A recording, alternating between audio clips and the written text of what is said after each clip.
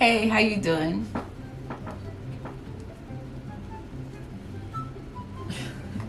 How you doing? Yes. So I'm going to be reacting to the top 10 things in British culture impossible to explain to non-Brits. To non-Brits. If you're not a Brit, where you from? Comment below. Let me know where you from. Okay. Or even if you're a Brit, where you from? What part? What part? Let me know. Anyway, so let's just get straight to the video. Welcome to Watch Mojo UK, and today we're counting down our picks for the top 10 things in British culture impossible to explain to non-Brits. Before we begin, we publish new content every day, so be sure to subscribe to our channel and ring the bell to get notified about our latest videos. For this list, we'll be looking at a few causes of cultural confusion that are unique to the small island we call home.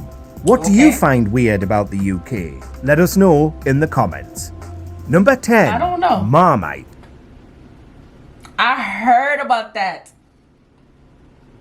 Dark brown savoury spread invented in the late 19th century and made from yeast extract sludge left over from brewing beer. Sounds yummy. Well, actually, it doesn't. But Marmite fans know the very real joy it can bring when spread thinly on hot buttered toast with a fresh brewed cup of tea to balance out the salty flavour. I heard about it before. And it's so crazy because we have it here in the States. We do have it. I just never... Oh, that's my phone. Yeah, I never thought about like buying it or anything like that because I heard it is not the greatest thing to eat. I mean, that's what I heard, but who knows, one of these days I might purchase it and try it myself. Not all Brits feel the same though, and Marmite is famously marketed as a polarising food that you either love or hate.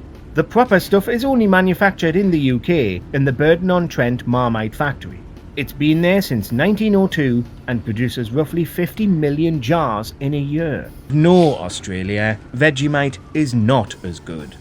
Number 9. Public schools are private schools. You'll often hear it said that our country is run by public school boys. However, this doesn't mean what it might in other parts of the world. It doesn't imply that these politicians went to state-funded institutions and pulled themselves up by their bootstraps. It suggests that they were born into extreme privilege and attended some of the most prestigious fee-paying schools in the world. In the UK, we refer to schools for the general public as state schools, and private schools for the wealthy as public schools or independent schools. Except, not all private schools are called public schools. Oh, okay. Some do actually call themselves private schools, and most call... it can be a little confusing, especially if you're, you're from another country, because it is confusing to me, because usually private school here in America means like is a private school and you gotta pay a lot of money to go to that school, and it's very private. They don't have that much students in the school because obviously it's private and you gotta pay money for it.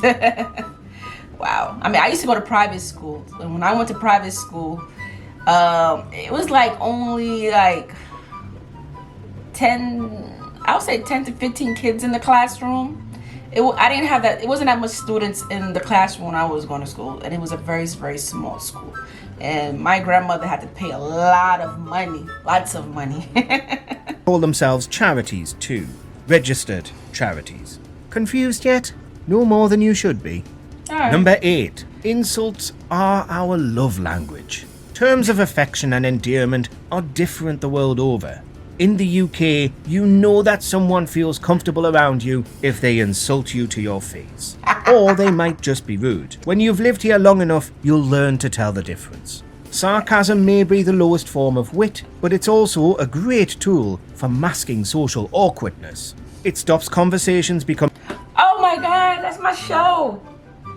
I love this show. I didn't realize that. Oh my God, I'm there trying to listen to what the man is saying, but I love the show. This is like my number one favorite show. Oh my God, what's the Friday night dinner?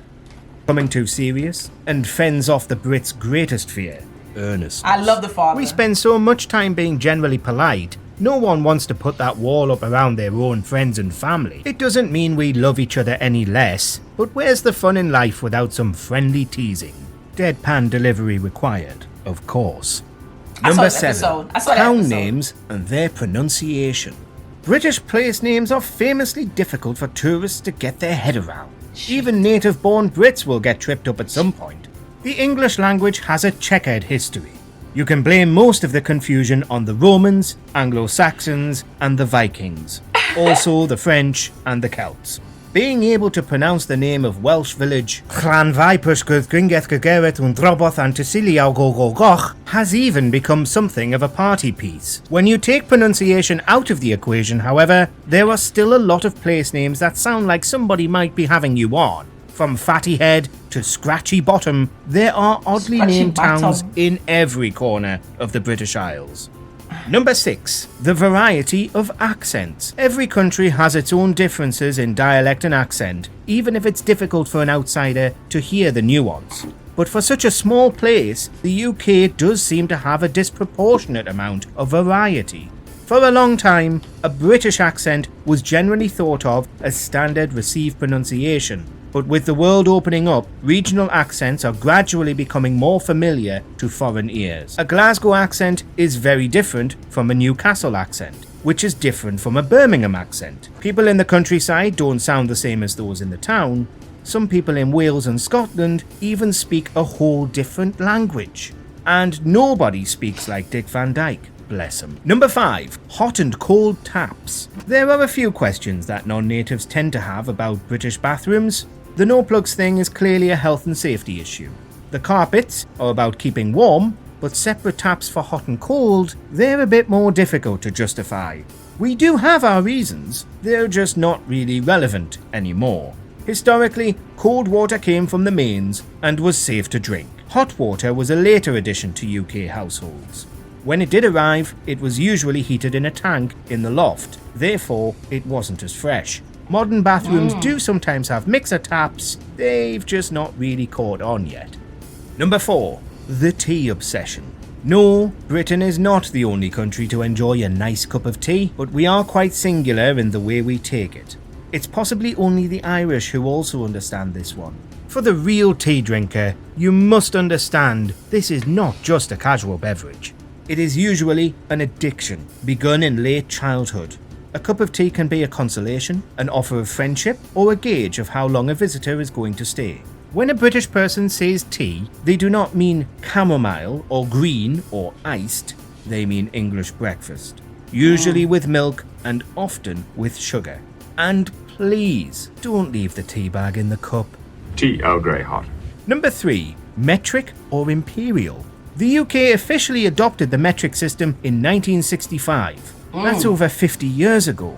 It's what they use in Europe. It's what we learn in school. It's a much simpler way of working things out, as you're working with units of 10, not 12. So why do we still weigh ourselves in pounds and stone? Measure our height in feet and inches? Travel in miles? Buy beer and milk in pints? The older generation will occasionally still tell you the temperature in Fahrenheit. Shouldn't we have acclimatized by now? No one under the age of 70 grew up under the imperial system. Good luck explaining this to anyone outside Britain, because it makes no sense at all. Number 2. Baked beans for breakfast. British food has never had a great reputation with the rest of the world. We traditionally choose hearty, comforting food, and that's okay. We need it in our... That's my favorite thing to eat for breakfast. Beans, scrambled eggs, a toast, one slice of toast, and I think that's it. Yeah, I eat that once in the blue moon, and sometimes a little slice of avocado. Now climate. However, if there's one British dish that visitors really can't fathom, it's the humble beans on toast. Baked beans are a staple for the average Brit. Usually eaten as part of a fried breakfast or as a quick snacky tea, sometimes they're just what you need. They are eaten elsewhere in the world, but you'd be more likely to find them at a barbecue than on a breakfast table. No one else has taken this simple convenience food to their hearts quite like us. Number 1. I don't know how it started at me eating beans in the morning. I think it's from my grandmother, because my grandmother, she's Jamaican, but she used to live in England. And I don't know, maybe she's the one who got me eating that in the morning. But I don't know how it started. I don't know. I guess I got it from her. What is the country actually called?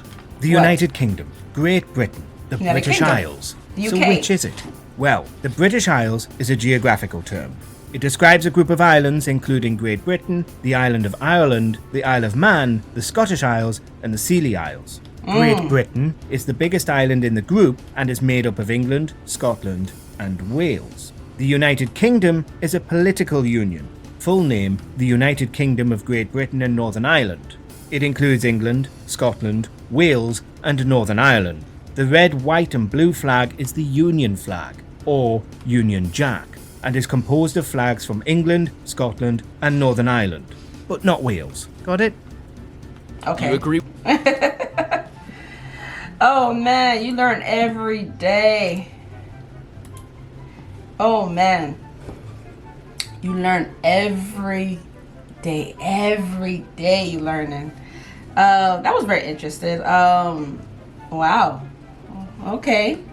That's why when, Brits, I always say I like their humor. Their humor could be you have to get really used to their humor. Like, you have to get used to it. You can't feel no type of way. But like he said, you have to know the difference, okay? So, yeah, you just gotta know the difference. This is how they are. I personally love their humor. It's just different. It's funny. I know some people might not find it funny, but I find it funny. I'm just laughing at some of the shows I be watching. But yeah, that was fun. But anyway, I have more videos, so check those videos out. And I'll see you lovely people. Take care. Bye.